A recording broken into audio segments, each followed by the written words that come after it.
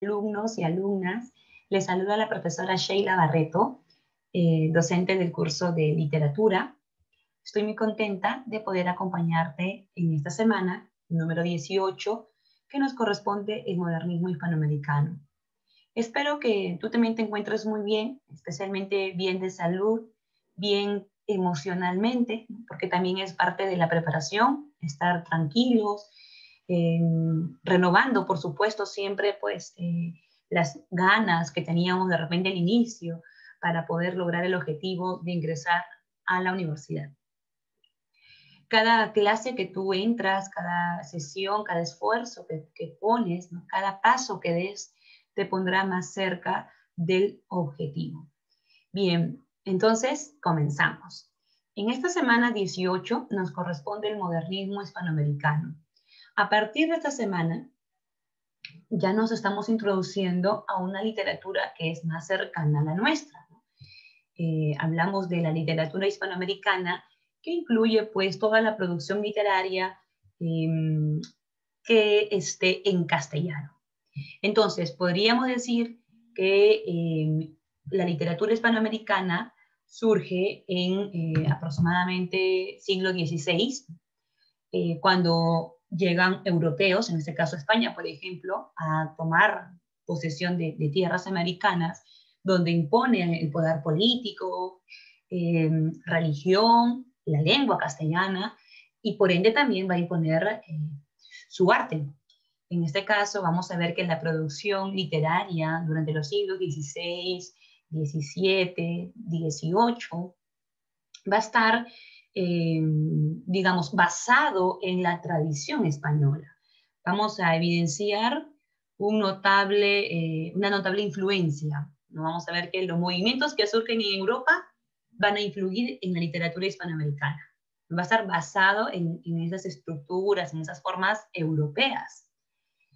Sin embargo, a finales del siglo XIX, hablo de las últimas décadas, aproximadamente 1880, surge en nuestras tierras un movimiento autóctono, un movimiento propio, un movimiento que no nace en Europa y que impacta en América, sino que nace en América y toma un efecto contrario, impacta también en Europa, especialmente en España, en la generación del 98. Es por eso que el modernismo representa dentro de la literatura un hito importante. Y bueno, hoy día vamos a trabajarlo, ¿no? Es nuestro objetivo. Para un poco eh, ubicarnos, ¿no? Hablar un poquito de los antecedentes, recordemos estos movimientos que surgieron en Francia, son escuelas poéticas que surgen en Francia a mediados del siglo XIX. Estamos hablando del parnasianismo y del simbolismo, ¿de acuerdo? En el caso de parnasianismo, por ejemplo, este es un movimiento que promueve la idea del arte puro, del arte por el arte, como se dice, como lo dicen muchas veces, ¿no?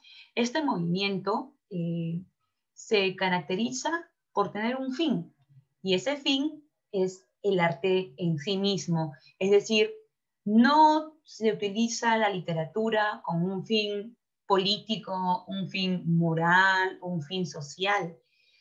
La poesía, por ejemplo, no está destinada a criticar, denunciar.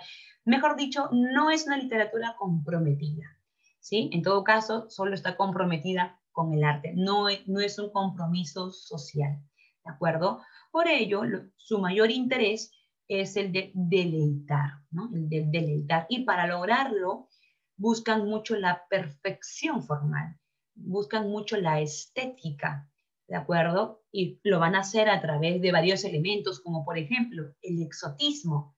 No sé si has escuchado esta palabra, exotismo. Bueno, hoy día lo vamos a trabajar también.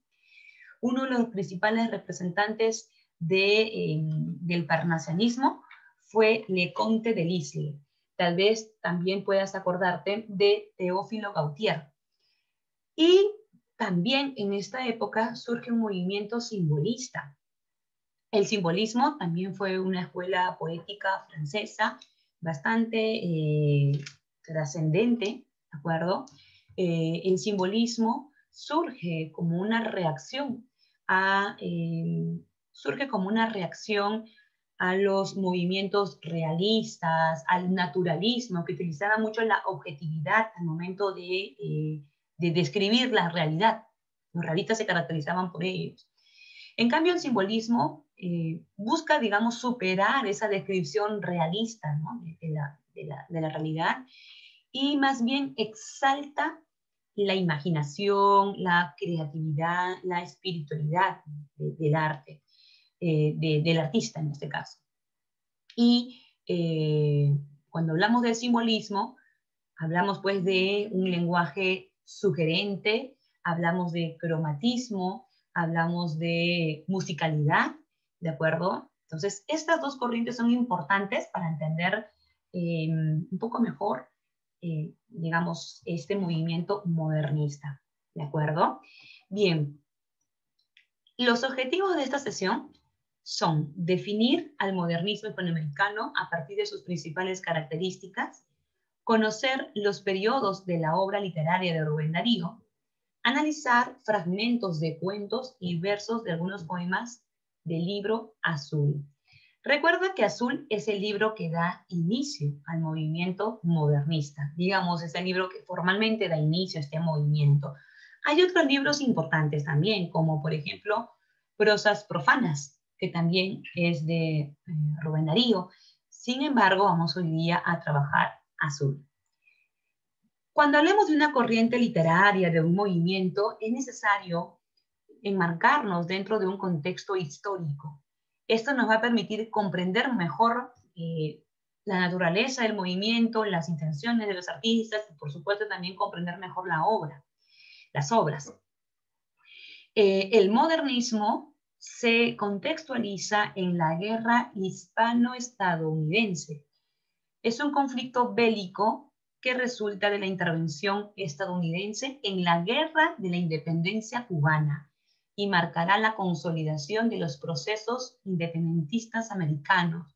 Es importante, nos encontramos en un proceso de independización, de emancipación. Esta fecha también es determinante porque España va a perder las últimas colonias que tiene en América, en este caso la de Cuba. Esta guerra hispano-estadounidense tiene como desenlace la derrota de España. Entonces, es importante por allí entender este sentimiento, ¿no?, en un proceso de emancipación, que surja un movimiento autóctono de Hispanoamérica, representa un triunfo también, un triunfo. Bien, otro contexto que es importante mencionar es que el modernismo se desarrolla en países hispanoamericanos que van incorporando de manera paulatina y desigual rasgos propios del capitalismo. Hispanoamérica deja de ser una comunidad, digamos, autárquica, o sea, deja de producir para sí mismo e ingresa a un mercado mucho más amplio, que es el mercado capitalista. El capitalismo, por supuesto, tiene su lado positivo. De alguna manera genera crecimiento, un avance, ¿no? Incluso surgen las ciudades, las zonas urbanas. De hecho, trae progreso. Sin embargo, el capitalismo también convierte a la sociedad en una sociedad altamente consumista. En eso se basa el sistema. El problema es que muchas veces lo que menos se consume es arte. Y por lo mismo que el sistema trabaja así, basado en el capital, el arte también tiene que estar preocupado por ello. Ya no hay en este caso mecenazgo. El mecenazgo era pues cuando una persona de la clase alta financiaba al artista. En esta ocasión ya no. El artista tiene que ver por su propia cuenta cómo va a mantenerse en la sociedad. Es decir, cómo va a tener, digamos, ingresos económicos por su propia cuenta. Y si el artista quiere vivir de su arte, va a ser necesario, ¿qué cosa? Que su obra venda. ¿no? Entonces, esa imagen de ver, pues, a las obras artísticas como mercancías es algo que va a disgustar mucho a los modernistas. Vamos a ver en el representante máximo, que es Rubén Darío, que a través de sus cuentos, por ejemplo, va a, de alguna manera, denunciar, ¿no? esa mirada, esta situación marginal en la que se encuentra el artista en esta época, en este contexto del capitalismo. Esa idea de ver a las obras artísticas como mercancías, ¿no? Que se tienen que negociar. Eso va a estar, digamos, es el eje del modernismo, esa idea de la situación de marginación en la que se encuentra el artista. Se produce el surgimiento de metrópolis en América, ¿no? Nueva York, Buenos Aires, Santiago de Chile, etc. Bien, el modernismo se define como la primera corriente literaria y artística gestada en América, como sinónimo de expresión individual, libertad y anarquía en el arte. Además, funciona como una proyección del simbolismo francés y antecedente de las corrientes de vanguardia. Ya lo dijimos, el modernismo es la primera corriente autóctona en América, por ello, pues, también su importancia, ¿no? Características. El modernismo se inspira en motivos de la realidad y lo sensibiliza valiéndose de la luz, música y colores. Cuando hablamos de los que se inspiran en los motivos de la realidad, nos estamos refiriendo no de una realidad inmediata, no de una realidad del presente, sino de una realidad lejana, ¿sí? Porque los modernistas tienen una actitud escapista, van a buscar elementos de los cuales va a sensibilizarse, va a buscarle luz, música, colores, ¿no? Cromatismo, musicalidad, pero en elementos no cotidianos, sino que están alejados en tiempo y en espacio, ¿de acuerdo? Los modernistas rechazan el arte utilitario, se oponen a la mercantilización del arte y apelan a un arte que desarrolle la sensibilidad. Entonces, esa idea de tener a la obra literaria, por ejemplo, como una mercancía, entonces la idea de tener que crear pensando en que mi obra debe dejar una enseñanza, debe denunciar algo en específico, ¿no? Valiéndome de la coyuntura, del contexto, esa imagen no va con los modernistas. Los modernistas quieren un arte puro, un arte en sí mismo. Por ello van a hablar mucho de la belleza, de la estética, y no tanto enfocándose en el arte como un fin utilitario. El escritor se consagra al arte como actividad especializada y también, pues, modernista manifiesta un gusto por lo oculto, lo refinado y por lo exótico. Lo que te acabo de mencionar, ¿no? El exotismo es uno de sus rasgos. Es una literatura no dirigida a las clases populares. Es una literatura de pocos, es una literatura elitista. Vamos a ver que en las obras encontramos estos elementos de la élite, como por ejemplo princesas, reyes, palacios, animales preciosos como el cisne, que es el símbolo del movimiento, pavos reales, hadas madrinas, ¿de acuerdo? Entonces vemos que hay cierto elitismo en la obra, aparte del exotismo, ¿no? Que también es uno de sus rasgos. El lenguaje usado en este movimiento es bastante culto y refinado. La retórica es una de sus características, justamente con ese afán de buscar belleza, de buscar sensibilidad, ¿no? en el lector, con ese afán de la perfección formal. Ellos utilizan palabras de gran fuerza, ¿no? Emotiva. Por ejemplo, utilizan arcaísmos, neologismos, extranjerismos, palabras pues que no los escuches así nomás, de diversas ciencias especializadas. Esto con el fin de generar belleza. Bien, algunas de las características de este movimiento importantes son el sincretismo y el cosmopolitismo. Podríamos comenzar por el cosmopolitismo, ¿no? Se entiende pues como la actitud que tienen los autores del modernismo de estar muy interesados en ver qué cosa hay en el mundo. Están muy atentos a las modas literarias que surgen en Europa y en Norteamérica, ¿de acuerdo?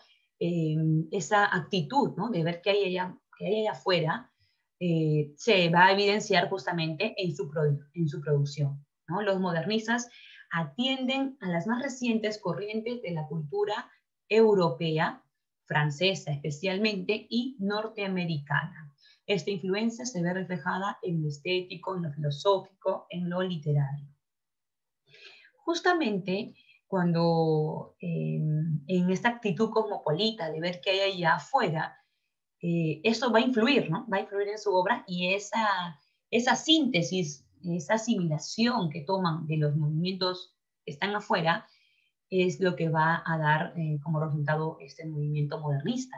Por eso otro de sus rasgos es el sincretismo, porque gracias a la actitud cosmopolita, ellos van a hacer una síntesis, ¿no?, una asimilación y síntesis de movimientos, especialmente de dos movimientos que son los que te he mencionado al inicio. ¿Cuáles son?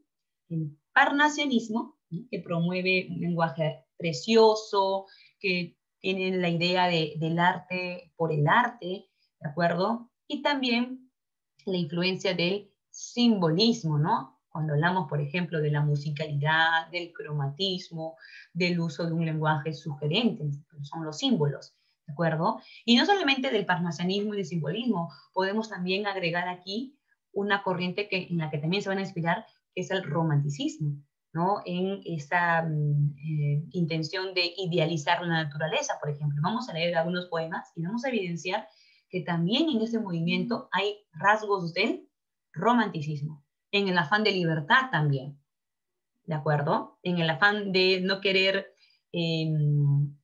mercantilizar el arte, también es una influencia del romanticismo. El afán de ser libre, ¿no?, y de crear arte puro. Bien, entonces, sincretismo y cosmopolitismo son dos características que definen, ¿no?, al movimiento modernista.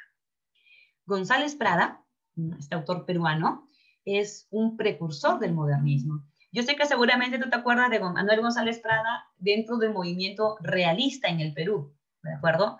Sí lo es un realista en cuanto a sus ensayos, pero González Prada también escribió poesía, y dentro de su poesía se pudo evidenciar ese afán cosmopolita, ese afán de ver, ¿no?, qué estilos que se dan en Europa él podía tomar, ¿no? Por ejemplo, él utilizaba estrofas de Francia, de Italia, ingleses, ¿no?, inglesas.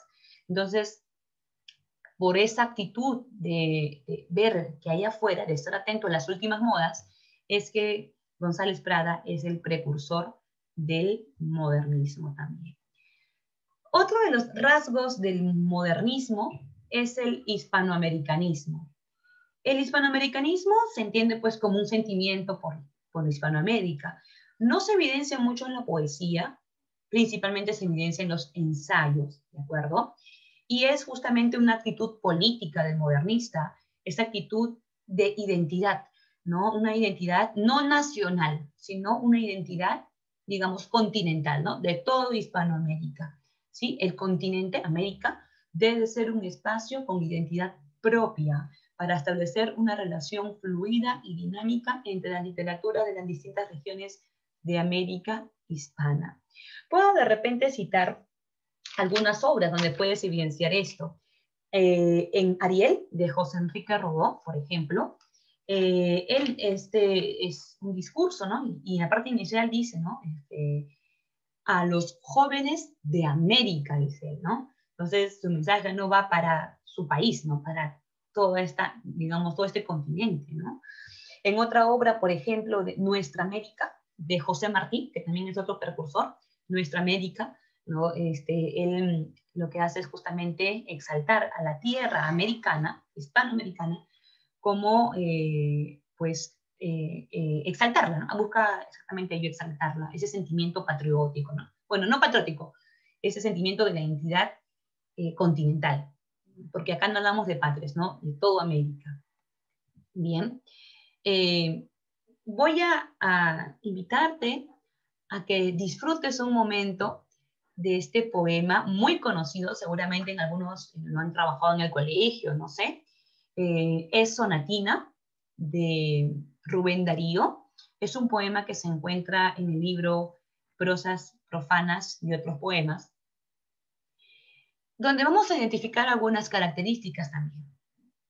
Vamos a leerlo entonces. Dice, la princesa está triste. ¿Qué tendrá la princesa? Los suspiros escapan de su boca de fresa, que ha perdido la risa, que ha perdido el color. La princesa está pálida en su silla de oro, está mudo el teclado de su clave sonoro, y en un vaso olvidada se desmaya una flor. El jardín puebla el triunfo de los pavos reales. Parranchina, la dueña, dice cosas banales, y vestido de rojo piruetea el bufón. La princesa no ríe, la princesa no siente, la princesa persigue por el cielo de oriente, la libélula vaga de una vaga ilusión. ¿Piensa acaso en el príncipe de Golconda o de China, o en el que ha detenido su carroza argentina para ver de sus ojos la dulzura de luz? ¿O en el rey de las islas de las rosas fragantes, o en el que es soberano de los claros diamantes, o en el dueño orgulloso de las perlas de Hormuz? Voy a leer un poquito más para que más o menos veas más rasgos. Ay, la pobre princesa de la boca de rosa, quiere ser golondrina, quiere ser mariposa, tener alas ligeras, bajo el cielo volar, ir al sol por la escala luminosa de un rayo, saludar a los lirios con los versos de mayo, o perderse en el viento sobre el trueno del mar. Ya no quiere palacio, ni la rueca de plata, ni el halcón encantado, ni el bufón escarlata, ni los cisnes unánimes en el lago de azur. Y están tristes las flores por la flor de la corte, los jazmines de oriente, los nelumbos del norte, de occidente las dalias y las rosas del sur.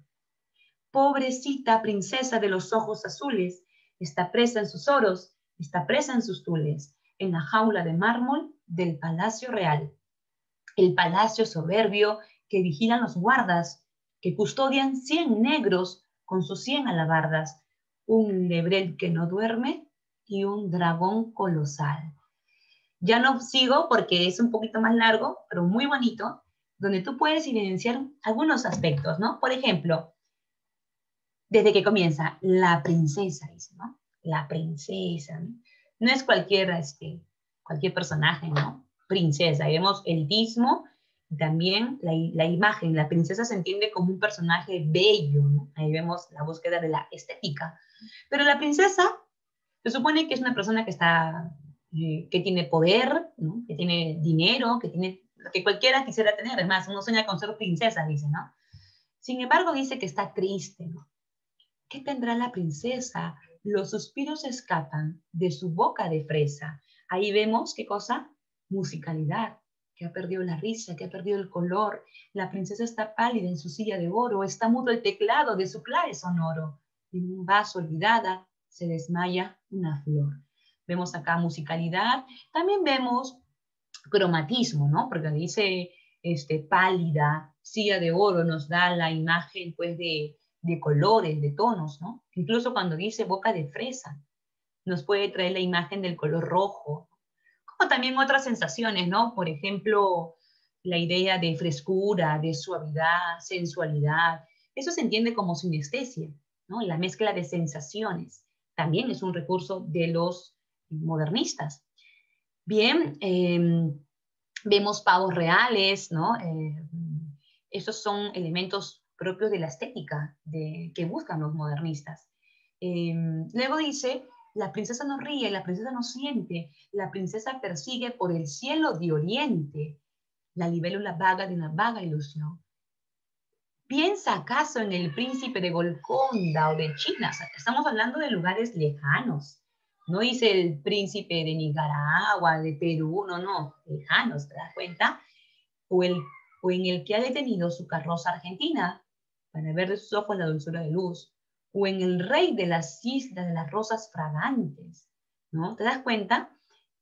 O en el que es soberano de los claros diamantes, o en el dueño orgulloso de las perlas de Hormuz. Ahí me doy cuenta que el autor está recorriendo lugares lejanos, perlas de Hormuz, carroza argentina. Y cuando te leí, había más, ¿no? Los jazmines de oriente, los nenumbos del norte, de occidente las dalias, las rosas del sur. Está yendo a lugares, a espacios lejanos. A eso, señores, se le llama exotismo, ¿de acuerdo? Los modernistas se alejan, sea en tiempo, o sea, pueden hablar, por ejemplo, con elementos mitológicos grecolatinos y de otras culturas también pueden alejarse en espacio, ¿no? De repente tienen un gusto, una predilección por lugares lejanos como Europa, a África, a otros países, ¿no? Otros continentes o países, ¿no? China, Japón, recurre a otros espacios o a otros tiempos. Hay que recordar que el modernismo digamos, surge en un contexto de crisis, tanto en Hispanoamérica, ¿no? Con esta actitud de querer buscar la independencia, como también en España, ¿no? Por lo mismo que España está en un contexto difícil, en una crisis imperial. España, que fue madre de tantas tierras, de pronto entra pues a no tener ni una colonia. Es un momento difícil también, ¿no? Por ello, la actitud escapista, esa actitud de escapar, de evadir la realidad, ¿no? Y más bien encontrar, digamos, belleza en otros espacios lejanos, en tiempo y en espacio, ¿no? Entonces, es importante reconocer estas características, exotismo y esteticismo, en esta obra. Es más, sería interesante compartirte también un poema que se llama Blasón, ya que estamos dentro del libro de prosas profanas, brevemente. Mira cómo él representa al cisne, que sería pues el símbolo justamente de la estética, ¿no? La estética del modernismo.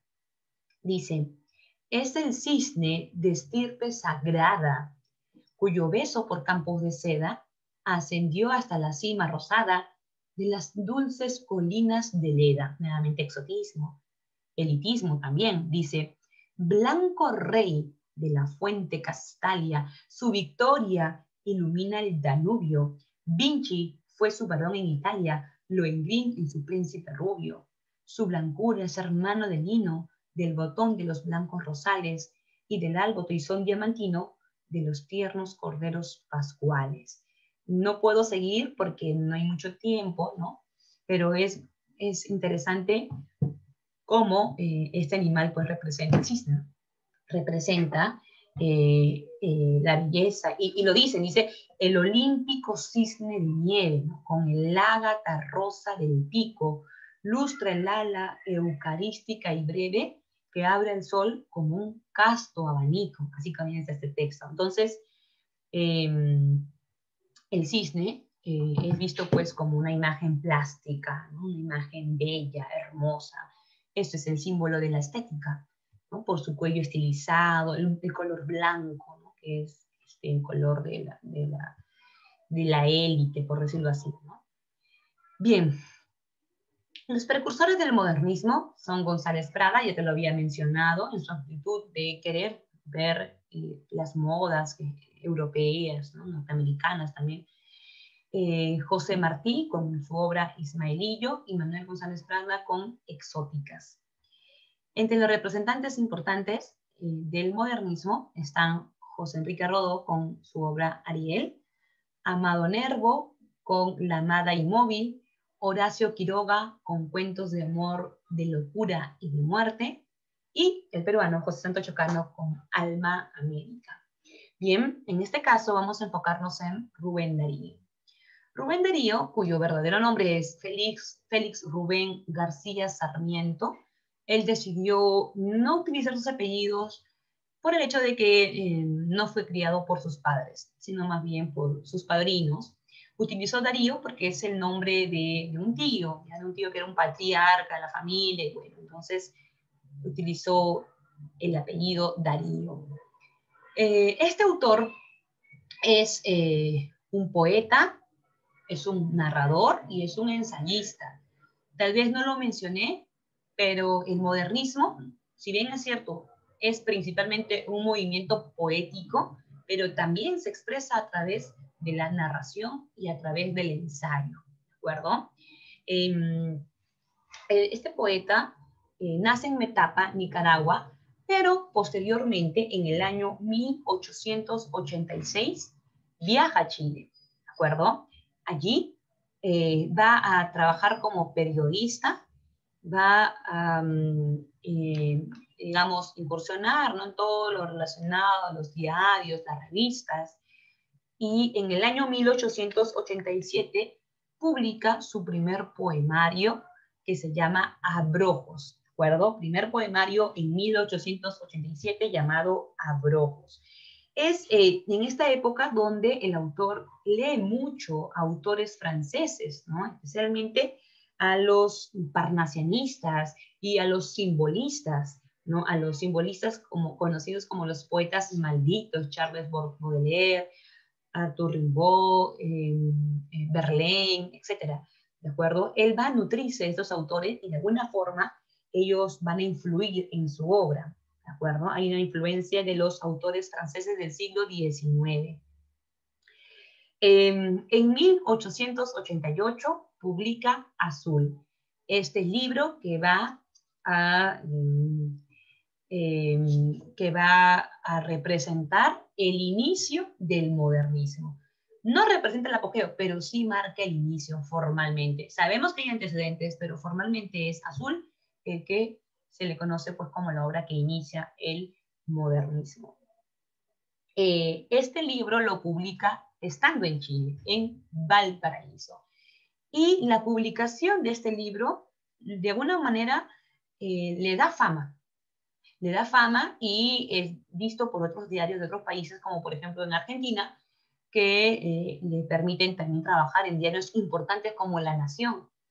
Él viaja a Argentina y en el año 1896, estando en Argentina, es que él publica el libro Prosas profanas y otros poemas, que representa pues a la consagración, digámoslo así, la consagración del modernismo, ¿de acuerdo?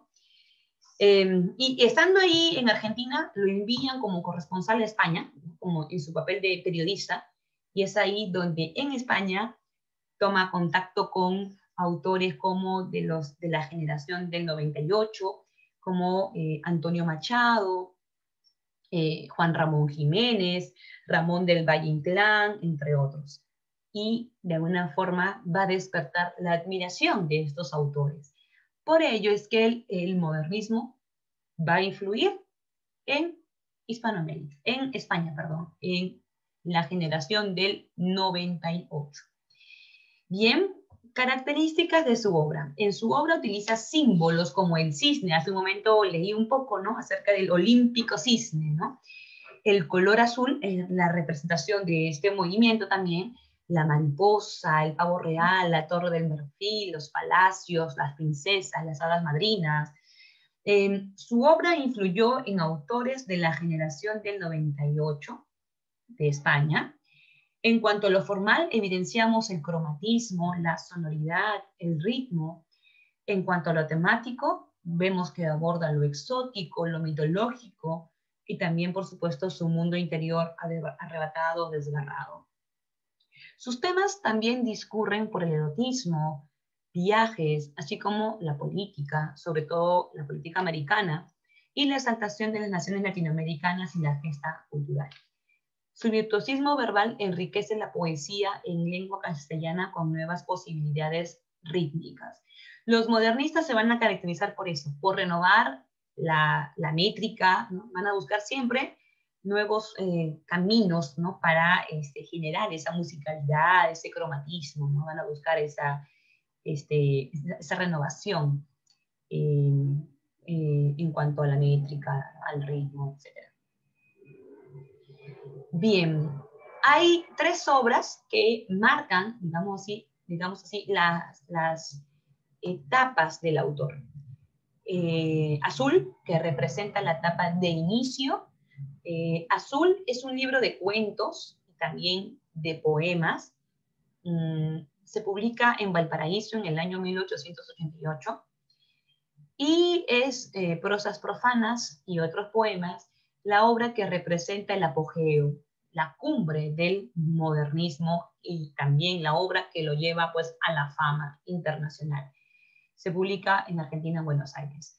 Y tenemos también el libro que representa la decadencia del modernismo, que es Cantos de Vida y Esperanza, que se publica pues en Madrid en el año 1905. Son, digamos, las obras ejes, en tanto están sincronizadas con el movimiento modernista. Bien, veamos entonces la obra que da inicio al movimiento, que es Azul. Ahí tienes la fecha de publicación, año 1888. Recuerda que se publica en Chile y marca el inicio del modernismo. Es una obra que responde a la nueva estética de entonces emergente, en este caso al modernismo, cuyos modelos eran ante todo los del parnasianismo y el simbolismo franceses. Bien, Azul tiene dos partes importantes, la sección de cuentos y la sección de poemas, ¿de acuerdo? En la sección de poemas, por ejemplo, hay un apartado que se llama el año lírico. En él podemos evidenciar las las cuatro estaciones que existen, ¿no? Primavera, verano, otoño, invierno, que están representados de manera poética, ¿sí? También está otro poema que se llama Pensamiento de Otoño, a Nazque, que vamos a leer un poco también de este poema, y a un poeta. Asimismo, encontramos cuentos como El Rey Burgués, El Sátiro Sordo, La Ninfa, El Fardo, El Velo de la Reina Mab, La Canción del Oro, El Rubí, El Palacio del Sol, El Pájaro Azul, entre otros. De hecho, ha habido varias ediciones, se ha ido aumentando, ¿no? Pero ese es un resumen, digamos, de las obras, de los poemas y los cuentos que encontramos en esta obra. En cuanto a los cuentos de Azul, estos abordan diversos temas, pero tienen un eje. El tema principal es la situación que se encuentra, en la que se encuentra el artista en el mundo moderno, ¿no? Desde el sistema capitalista. El artista se encuentra en una situación de marginación. El artista es presentado como un ser idealista, incomprendido y rechazado por el mundo que está dominado por el egoísmo y el materialismo. Si te das cuenta, esa mirada hasta el día de hoy casi sigue vigente. Si de repente tú quieres ser poeta, tu mamá te va a decir, hijo, primero sé abogado, ¿no? Primero estudia una carrera que te produzca, ¿no? Económicamente hablando, y ya después, ¿no? Lo tomas como un hobby, dice, ¿no? Una distracción, ¿no? Y ya estudias para ser poeta, ¿no? O te dedicas a la poesía, ¿no? O al arte en general, cualquier arte en realidad. Entonces, te das cuenta que sí, no está, esta idea no es descabellada, tiene sentido. Esto puede verse en relatos, por ejemplo, como El Rey Burgués, El Sátiro Sordo, que lo vamos a leer dentro de un momento. La mayor parte de los cuentos de Azul incorporan una serie de elementos poéticos. Son obras que están en prosa, son narraciones, pero no por ello dejan de tener un lenguaje lírico, ¿de acuerdo? Vemos ahí pasajes de pura subjetividad lírica, descripciones concentradas en imágenes de gran plasticidad, imágenes bellas, hermosas. El autor busca a través de las palabras llegar a la plasticidad de lo que está describiendo. Gran cuidado en el trabajo de la sonoridad verbal. Estos rasgos poéticos establecen el lazo de unidad con los textos propiamente líricos. Entonces, digamos, está asociado a los poemas. Azul es un libro de cuentos, pero el lenguaje lírico hace que no se aparte tanto la parte poética que también encontramos en la obra. Bien, vamos a recordar el cuento El Rey Burgués, seguramente algunos ya lo han leído. Se trata de un rey que tenía la costumbre de coleccionar objetos raros, objetos exóticos. Ya desde el inicio nos marca el exotismo el autor, ¿no? Dice que él coleccionaba japonerías, chinerías, por gusto y nada más.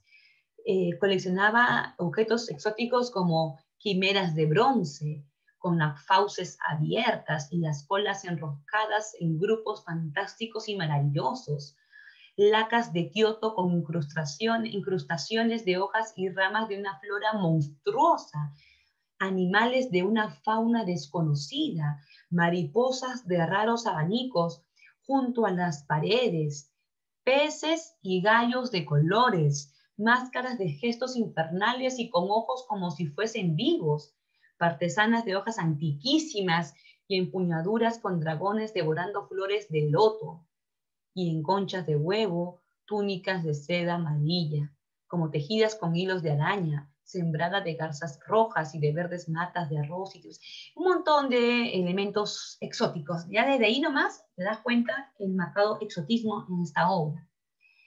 Bueno, a él le gustaba coleccionar todo tipo de cosas extrañas, exóticas.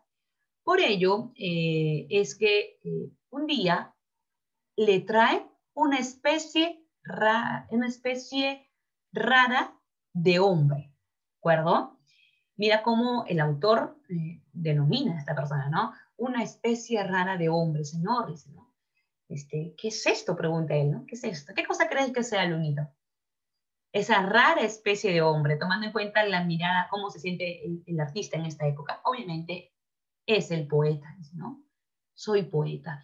Obviamente que el poeta no lo dice así directamente, él lo dice a través de su lenguaje. Vamos a leer un poquito, dice: Señor, ha tiempo que yo canto el verbo del porvenir. He tendido mis alas al huracán. He nacido en el tiempo de la aurora. Busco la raza escogida que debe esperar, con el himno en la boca y la lira en la mano. Ahí te está diciendo que es un poeta, ¿sí o no? La gran salida del sol. He abandonado la inspiración de la ciudad manzana, la alcoba llena de perfumes, la musa de carne que llena el alma de pequeñez y el rostro de polvos de arroz. He acariciado a la gran naturaleza y he buscado el calor del ideal, el verso que está en el astro en el fondo del cielo y el que está en la perla en lo profundo del océano. He querido ser pujante porque viene el tiempo de las grandes revoluciones con un Mesías todo luz, toda agitación y potencia, y es preciso recibir su espíritu con el poema que sea arco triunfal de estrofas de acero, de estrofas de oro, de estrofas de amor. Señor, el arte no está en los fríos envoltorios de mármol, haciendo alusión al palacio, ¿no?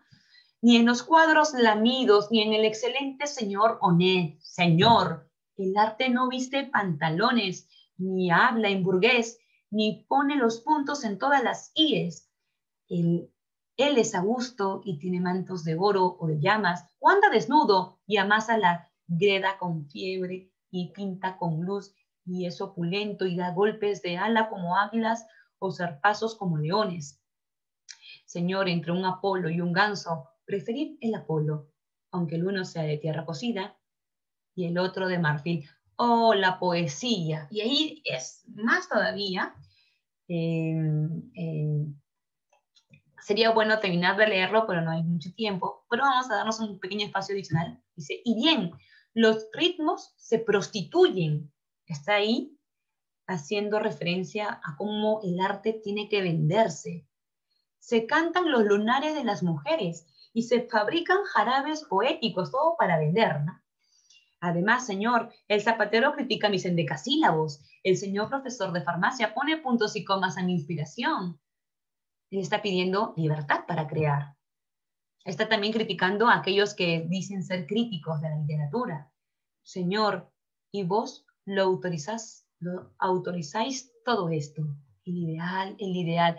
Y va a seguir hablando, pero el rey, como el rey no tiene la capacidad de apreciar este mensaje, el rey no tiene esa capacidad de apreciar el arte, como muchas personas cuando escuchas poemas te aburres, te duermes, el rey igual lo interrumpe. Ya habéis oído, ¿qué hacer? Y le pregunta a un filósofo, ¿no? Y este le aconseja pues que se gane la vida tocando una caja musical. Podemos colocarlo en el jardín, cerca de los cisnes, para cuando pases, él toque la caja musical, ¿no? Y el rey, siguiendo el consejo del filósofo, le dice, está bien, darás vueltas al manubrio, le dice, ¿no? Cerrarás la boca. Vas a tener que hacer sonar la cajita musical, ¿no? Con valses, cuadrillas, galopas, dice, para que no te mueras de hambre. Pieza de música por pieza de pan. Nada de jerigonzas ni de ideales. Retírate, le dice, ¿no? Ahí te das cuenta lo que está proponiéndose este artista, ¿no? Este rey, no tiene el ánimo, ¿no? Perdónenme, por favor, acá sí, muy bien. No tiene el ánimo, pues, de escuchar el arte ni de valorar el arte. Y, bueno, no quiere valorar tampoco al artista. Así que, si quiere comer, que sobreviva con lo que le puedo ofrecer, en este caso, tocando su cajita musical, ¿no? Bueno, dice, llega el invierno, ¿no? Dice, el rey burgués le ordena que se ubique en el jardín y active una caja de música para ganarse el pan. El rey le indica al poeta que se le pagará un pedazo de pan por cada pieza musical. Llega el invierno y el poeta siente el frío en el cuerpo y en el alma, mientras realizan grandes festines dentro del palacio, ¿no? Siempre, como son adinerados, tienen poder. Afuera el poeta seguía girando la manivela para no congelarse, aunque, aunque nadie escuchara la música. Al día siguiente lo encuentran muerto de frío, todavía con la mano en la manivela y una sonrisa amarga en el rostro. ¿Qué tal? ¿Qué te pareció? Bueno, claramente podemos darnos cuenta la intención del autor, ¿no? De, a través de esta ironía, de una forma denunciar la situación del artista. Hace una reflexión acerca del rol de los poetas y el consumo cultural de las élites burguesas. ¿Realmente aprecian el arte las élites? El pueblo muchas veces no, ¿no? Lo popular no, pues las masas, la gente del pueblo está usualmente enfocada en sobrevivir, ¿no? Producir para poder no morir de hambre, ¿no? Trabajar para sobrevivir, pagarse como fuera los estudios. Pero la clase alta, la élite, tiene dinero, tiene, digamos, poder, ¿no? Y por ende deben conocer más, tener tiempo, ¿no? De apreciar el arte, porque tienen tiempo. Sin embargo, dice, los burgueses que se habían hecho ricos durante el siglo XIX se llenaban de símbolos de la alta cultura solo para enmascarar su desconocimiento acerca del arte y la cultura. O sea, toda esa apariencia, ¿no? Entonces, dinero no es igual a cultura. Un hombre puede ser muy rico, tener todos los símbolos de que es muy culto, ¿no? Que conoce mucho pero en el fondo no aprecian el verdadero arte. Es una crítica allí. Algo parecido se da en el sátiro sordo, ¿de acuerdo? Un sátiro, para comenzar, es un personaje mitológico. No sé si tú lo conoces. Un sátiro es un ser mitológico que tiene cuerpo de humano y las piernas, las patas de cabra. Ya nomás ahí te das cuenta cómo es este personaje, un poquito desagradable, ¿no? Sátiro sordo, dice. Bueno, resulta que este sátiro fue castigado porque se lo encontró espiando al dios Apolo cuando ese tocaba la lira, y el sátiro recibió el castigo de dejarlo sordo, ¿no? De quedarse sordo. Bien, el sátiro estaba en su selva, ¿no? Que donde era el rey, y todos en la selva gozaban, estaban muy felices. Este sátiro tenía dos consejeros, que era la alondra y el asno. Y de pronto, en la tranquilidad de la selva, un día llega Orfeo. Bueno, llega con su lira en la mano. Entendamos que esto representa, pues, de alguna manera, que Orfeo es el poeta, ¿no? Y entra a la selva, entra al bosque y comienza a deleitar a todos los miembros de esa selva. Todos los seres se conmueven ante su arte. Bueno, todos menos uno, el que no puede oír. ¿Quién es? El sátiro sordo.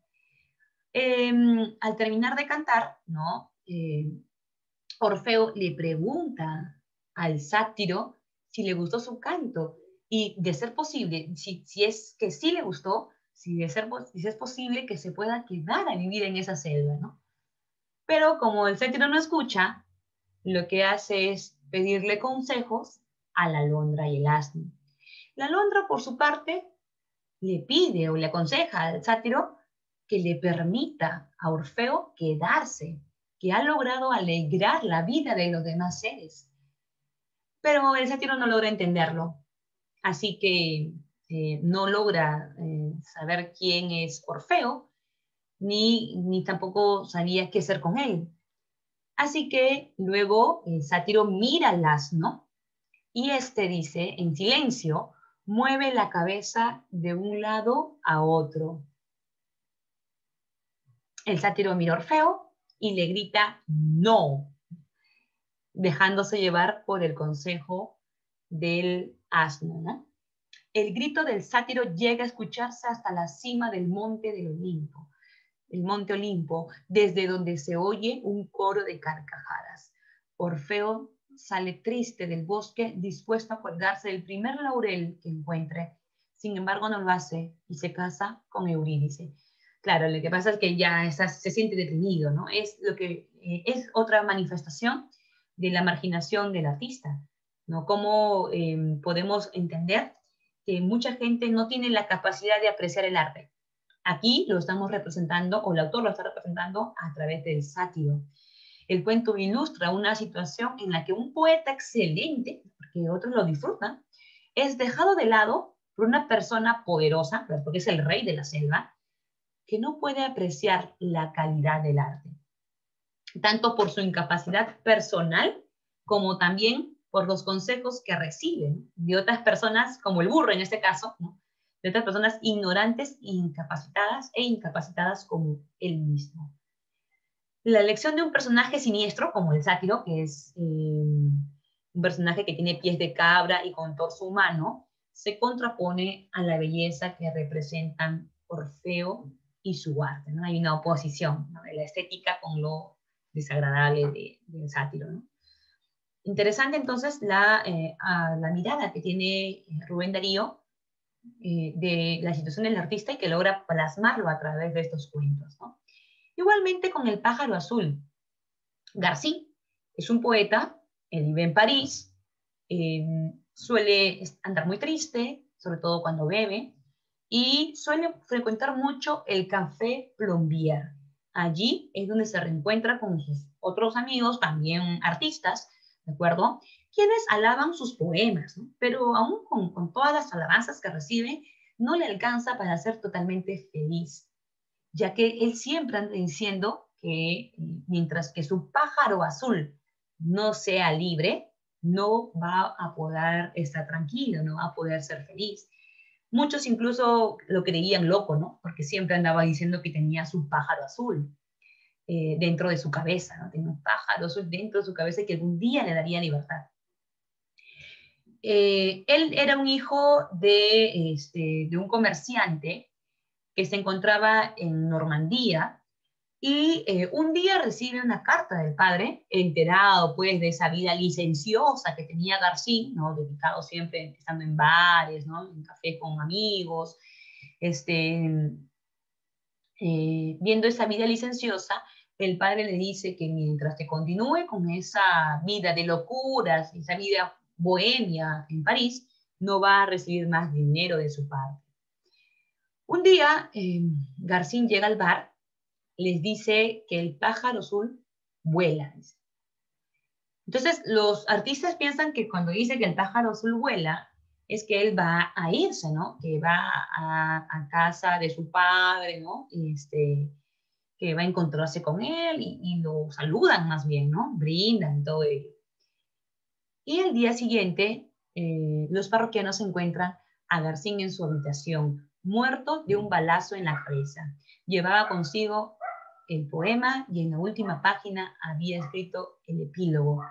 Hoy dejo abierta la puerta al pájaro azul, ¿no? El pájaro azul creo que no es tan difícil de interpretar, porque de eso se trata el simbolismo. El pájaro azul es el símbolo de la subjetividad, de la creatividad, de la imaginación del poeta, ¿no? La creación del poeta, que sale de su cuerpo para expresarse en la obra poética. A la vez expresa la relación entre arte y vida. Si el pájaro, que es la imaginación, la creatividad, el poder de la creación, sale y se concreta en la obra artística, el poeta muere. Si el poeta no logra producir la obra de arte, la pulsión de muerte termina por volverlo loco. De cualquier manera, el artista está condenado a la locura o a la muerte. Es el mensaje que nos deja este cuento. Bien, dijimos que Azul no solamente es un libro de cuentos, también es de poemas. Y en el lado de los poemas, de las poesías, también se muestra una variedad de temas. Por ejemplo, en el apartado del año lírico, que es un conjunto de 4 poemas sobre las estaciones del año, se combina la presencia, naturaleza y sentimiento amoroso. Aquí, por ejemplo, vemos cómo influye el romanticismo, ¿no? Esa proyección de los sentimientos en la naturaleza, los sentimientos del autor en la naturaleza, ¿no? Los proyecta. A un poeta o pensamiento de otoño son otros poemas de temática también amorosa. Anasque es una oda a manera de fábula, que la vamos a leer también. Otros poemas tienen como tema central a la propia literatura, en especial el poema llamado Los Medallones, que están dedicados a algunos de los escritores más admirados por Rubén Darío. Bien, veamos un poema del año lírico, se llama Primaveral, leamos un poco. Mes de rosas.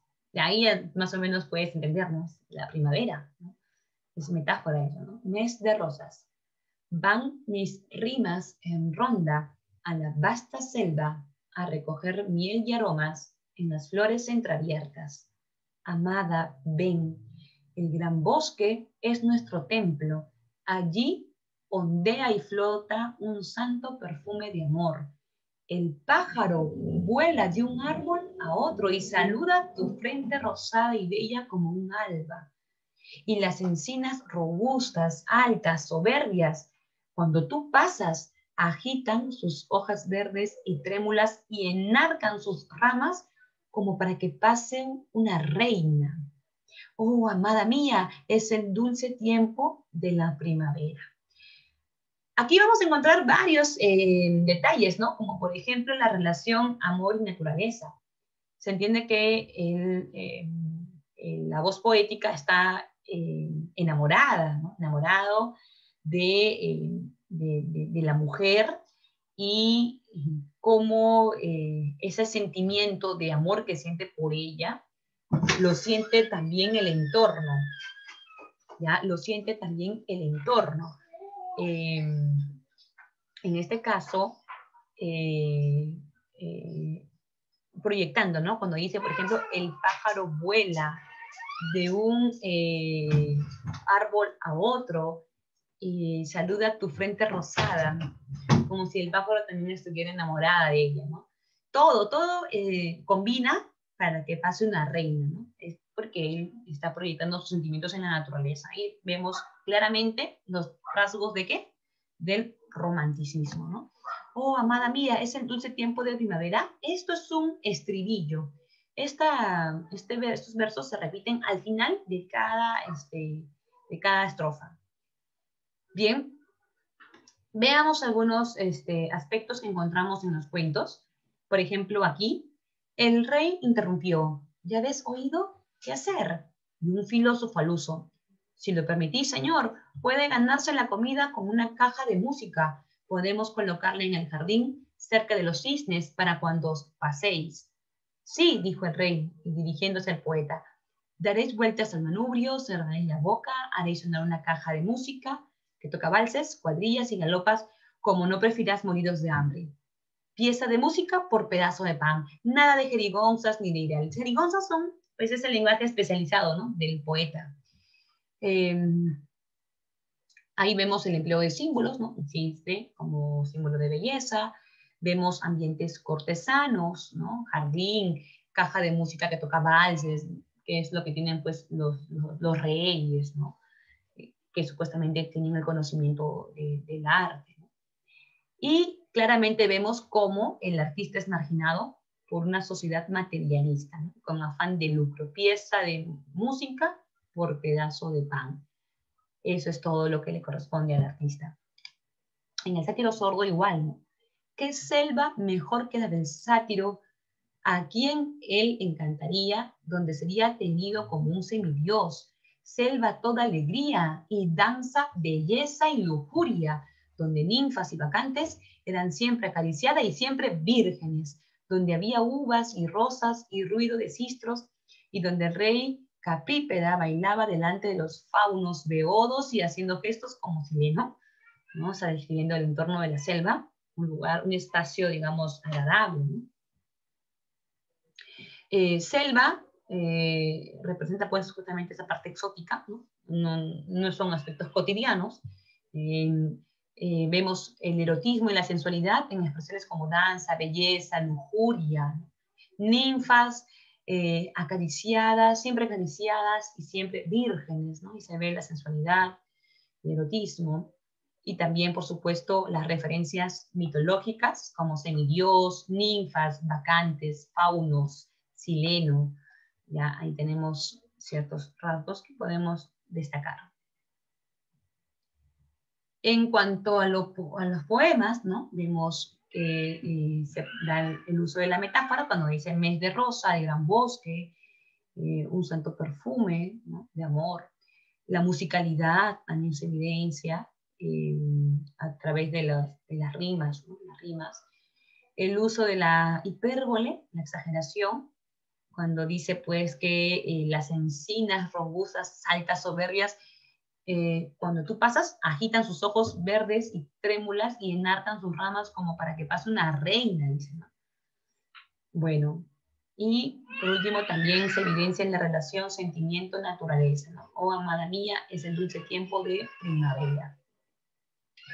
Ahí está. En Estival también vemos la intención de crear una imagen plástica del tigre, ¿no? Dice, la tigre de Bengala, con su lustrosa piel manchada a trechos, está alegre y gentil, está de gala. Salta los repechos de un ribazo al tupido carrizal de un bambú. Luego a la roca que se yergue en la entrada de su gruta. Allí lanza un rugido, se agita como loca y tensa de placer su piel hirsuta. Ya vemos cómo el autor está tratando de crear una imagen plástica a partir del linaje indígena, ¿no? Con palabras, con expresiones. La naturaleza se presenta como un lugar idílico, con una gran carga sensual y erótica y sin conflictos por el momento. Y por último, este poema, que es una oda, que se llama Anarques, ¿no? Soy feliz. Es bastante largo este poema, pero está contando desde la voz de una paloma, ¿no? Es una paloma que está contenta porque es muy querida en la naturaleza, es muy apreciada. Feliz porque de dulces ansias llena, calentar mis polluelos es mi orgullo. Feliz porque de dulces ansias llena, calentar mis polluelos es mi orgullo, porque en las selvas vírgenes resuena la música celeste de mi arrullo. O sea, es un ave hermosa, ¿no? Que está en la naturaleza, en la selva, todos son felices con ella. Porque no hay una rosa que no me ame, ni pájaro gentil que no me escuche, ni garrido cantor que no me llame. Sí, dijo entonces un gavilán infame, y con furor se la metió en el buche. Entonces el buen Dios arrugó el ceño y pensó al recordar sus vastos planes y recorrer sus puntos y sus comas, que cuando creó palomas no debía haber creado gavilanes. Se entiende pues que la paloma era feliz, pero el gavilán se la come, ¿no? Este es un poema en forma de fábula, ¿no? Que narra acerca de lo inevitable que es la muerte y la imposibilidad de una armonía completa con la naturaleza. Esta muerte, ¿no? de la paloma hace infeliz a Dios, porque entiende pues que la paloma no pudo salvarse, ¿no? Porque él es producto también de su creación, la creación de Dios.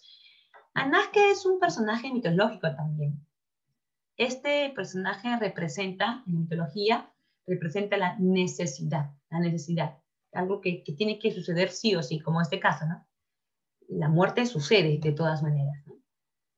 Bien, acá vemos una pregunta, modelo, ¿no? Un modelo de pregunta de eco, de destrezas cognitivas. Dice, oh cisne, oh sacro pájaro, si antes la blanca Helena del huevo azul de Leda brotó de gracia llena, siendo de la hermosura la princesa inmortal, bajo tus alas la nueva poesía concibe en una gloria de luz y de armonía la Helena eterna y pura que encarna el ideal. ¿Qué característica del modernismo destacan aquí? A, sensualidad y realismo. Bueno, antes de asociar clave con análisis de poema, habrías que recordar que el realismo no es una de las características del modernismo y por ende quedaría descartado, ¿no?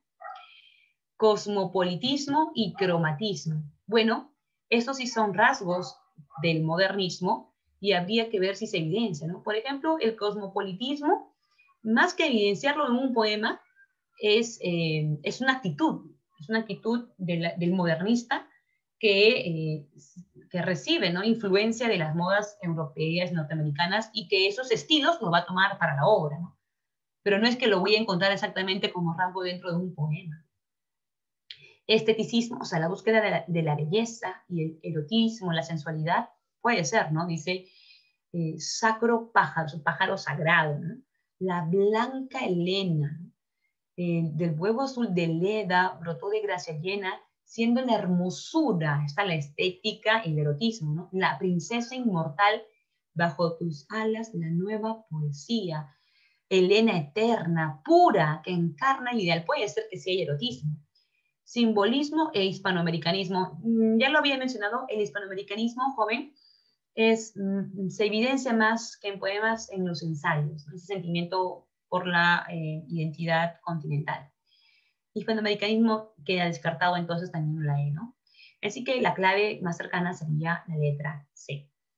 Bien, señores, ha sido un gusto para mí poder acompañarte en esta sesión de la semana 18. Si tenían algunas consultas o preguntas, no dudes que en nuestras clases de lenguaje podemos ayudarte también.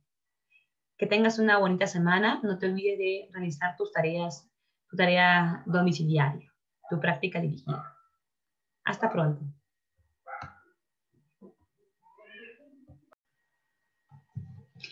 Nuevamente, chicos, buenos días, buenas tardes, buenas noches, según sea la hora en que esté viendo el video. Vamos ahora a resolver la práctica dirigida acerca de la semana 18 del modernismo hispanoamericano. Dice, indique qué características corresponden al modernismo hispanoamericano. Ese es el ejercicio número 1. A ver, veamos. Dice, se expresa un exotismo y un cosmopolitismo. ¿Se acuerdan la parte teórica?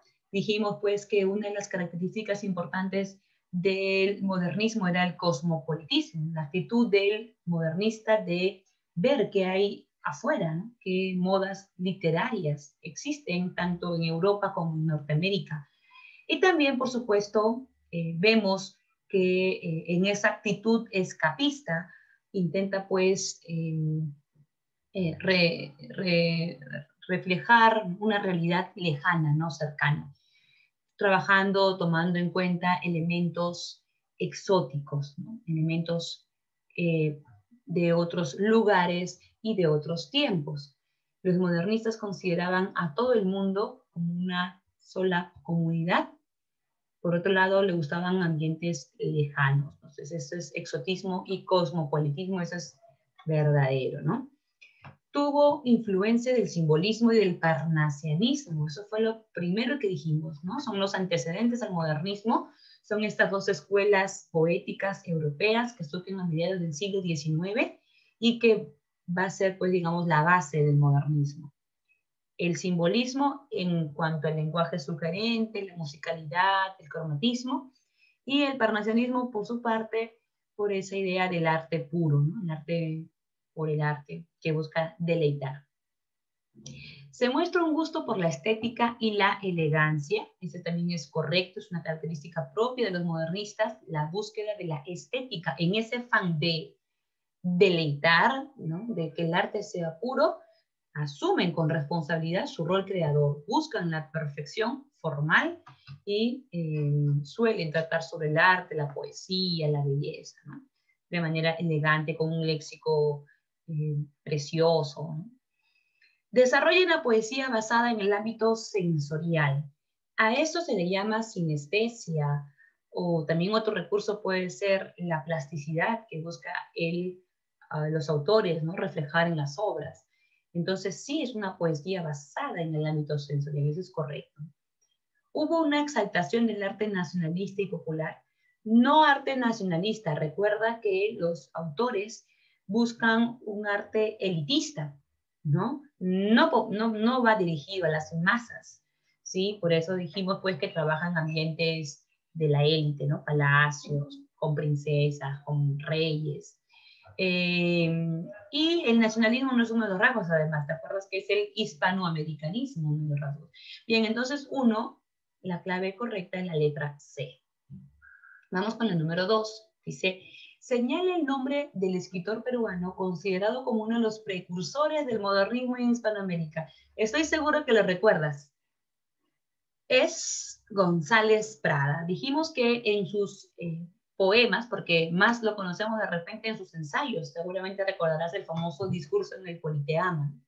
Pero González Prada también hace poesía, te dije, y en estos poemas él busca renovar de alguna forma la poesía peruana, adoptando formas europeas, ¿no? Como el triolet, el rondel, entre otras, lo cual dota su obra lírica de cosmopolitismo, por eso es considerado el precursor del modernismo hispanoamericano. Ricardo Palma es un representante del romanticismo, es un movimiento anterior, ¿de acuerdo? Abraham Valdelomar no es un modernista, él más bien es un postmodernista. Él representa, digamos, la decadencia del modernismo y, digamos, da inicio a lo que va a llamarse posteriormente la vanguardia. No es vanguardista tampoco, se encuentra en un proceso de transición postmodernismo. Bien, y también está pues José Santos Chocano, él sí es un representante, no es un precursor, es un representante del modernismo. Bien, la número 3 me piden que elija la secuencia correcta del valor de verdad o falsedad según, con respecto, perdón, al escritor nicaragüense Rubén Darío. 1 dice, es el iniciador y máximo representante del modernismo verdadero, ¿no? De él hemos hablado durante toda la clase. Utiliza símbolos como el cisne, la garza, el pavo real, claro, son elementos que él lo incorpora en su obra porque estos elementos representan la belleza. Hemos leído incluso cómo se hace referencia al cisne. Revaloró la historia, la geografía y los mitos americanos. ¿Qué dices? ello no hemos trabajado, ¿no? No hay, si bien es cierto, se muestra un sentimiento continental, como Hispanoamérica, como toda la tierra, pero los temas no están enfocados en América. En la poesía no se evidencia ello. El modernista más bien gusta de ambientes lejanos en tiempo y en espacio, no recrea el paisaje americano propiamente. Influyó en autores de la generación del 98, correcto, eso sí es verdad. Es por ello que hablábamos del triunfo, ¿no? Porque Hispanoamérica por fin puede influir en Europa, ¿no? Con este movimiento modernista. Recurre a una versificación exclusivamente tradicional. Eso es falso. Ellos buscan nuevos, digamos, espacios, nuevas formas, buscan una renovación en cuanto a los versos. Así que no utilizan nada exclusivamente, se abren a usar diversos tipos de versos, ¿no? Desde los bisílabos hasta los alejandrinos, ¿no? Hay una gran variedad, una polimetría se llama ello. En el poema sonatina utiliza estos últimos, o sea, me refiero a los versos alejandrinos. La clave en la número 3 es la letra B, ¿sí? De Brasil. En el número 4 nos dan el poema primaveral, Mes de rosas. Van mis rimas en ronda la vasta selva a recoger miel y aromas en las flores entreabiertas. Amada, ven, el gran bosque es nuestro templo. Allí ondea y flota un santo perfume de amor. El pájaro vuela de un árbol a otro y saluda tu frente rosada y bella como un alma. Y las encinas, robustas, altas, soberbias, cuando tú pasas, agitan sus hojas verdes y trémulas y enarcan sus ramas como para que pase una reina. Oh, amada mía, ese es el dulce tiempo de primavera. Es el dulce tiempo de primavera. Con respecto a los versos citados del poema primaveral de la obra Azul de Rubén Darío, señalen la alternativa incorrecta en esta ocasión. ¿Pertenece al apartado año lírico? Verdadero, ¿no? Es justamente en este apartado donde hay 4 poemas dedicados a las 4 estaciones. Eso es verdadero. Usa la metáfora, por supuesto. Por ejemplo, cuando dice mes de rosas, evidentemente hace referencia a la primavera, ¿no? El símil, ¿qué es el símil? Es muy parecido a la metáfora, pero con un nexo, por ejemplo, acá, ¿no? El pájaro vuela de un árbol a otro y saluda tu frente rosada y bella como a un alma, como. Este término como hace referencia justamente al símil, ¿no? Y el estribillo es como un coro. En canciones se llama coro, ¿no? En la música se llama coro, en poesía se llama estribillo. Es un verso que se repite al final de cada estrofa. Y el estribillo en este poema es, oh, amada mía, es el dulce tiempo de primavera. Esto se repite al final de cada estrofa. Ese es un estribillo, entonces eso es verdadero. ¿Existe plasticidad en la distribución? Claro, mira, dice, el gran bosque es nuestro templo. Allí ondea y flota un santo perfume de amor. Busca crear a través de las palabras esta imagen pues preciosa, ¿no? Del entorno donde se encuentra con su amada. Bien, 4 entonces es incorrecto, la letra D dice, el tema es el desamor en el campo. No, al contrario, ¿no? Amada mía, dice, ¿no? Amada, ven, ¿no? Es el espacio preciso para poder amarnos bien. Entonces, lo incorrecto es la letra D, no hay desamor. El tema, en todo caso, es la belleza femenina idealizada en la naturaleza. Bien, 5.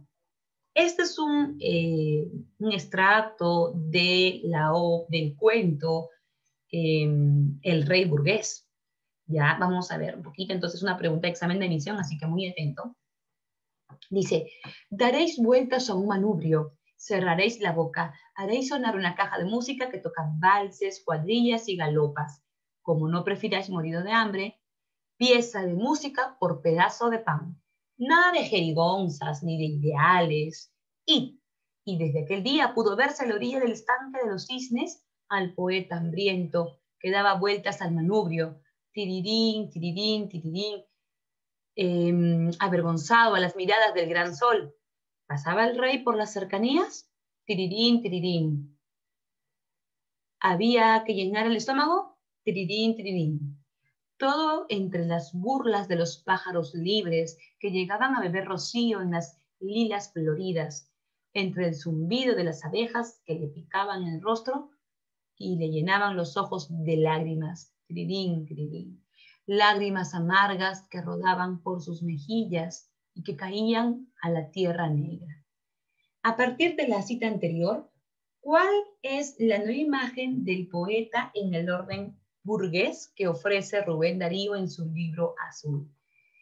Bueno, el texto ya lo conoces. Ya sabes que el poeta no se va a dedicar a hacer poesía, no se va a dedicar a su arte, sino que va a estar consagrado a otra actividad que es, en este caso, tocar, ¿no? La cajita musical. Bien, darle vueltas al manubrio, mejor dicho. Entonces, la pregunta directa es, ¿cuál es la nueva imagen del poeta en el orden burgués que ofrece Rubén Darío en su libro Azul? Veamos clave por clave. Letra A dice, el poeta traza una alianza con el poder económico de la burguesía y se incorpora como músico del nuevo orden. O sea, el poeta trata una alianza, se refiere a una unión con el poder económico de la burguesía, se asocia a este y se incorpora como músico del nuevo orden. No, no hay esa alianza, no hay esa unión, él lo está haciendo simplemente por la necesidad, ¿no? Dice, el poeta ha perdido su libertad creadora y se convierte en un instrumento mecánico sometido al poder político. Tal vez esta sea la clave, porque habla de que el poeta ha perdido su libertad creadora, ya no puede hacer, no se puede dedicar a ello, está enfocado ahorita a otra actividad. Se convierte en un instrumento mecánico sometido al poder político. Lo que ocurre usualmente con los artistas, ¿no? Que tienen que hacer lo que se pueda hacer, digamos así, ¿no? En este caso, como el rey es el poderoso, el poeta no le queda otra opción que simplemente someterse. Puede ser. Al convertirse en un artesano al servicio de la música, el poeta ya no posee inspiración divina ni conciencia propia.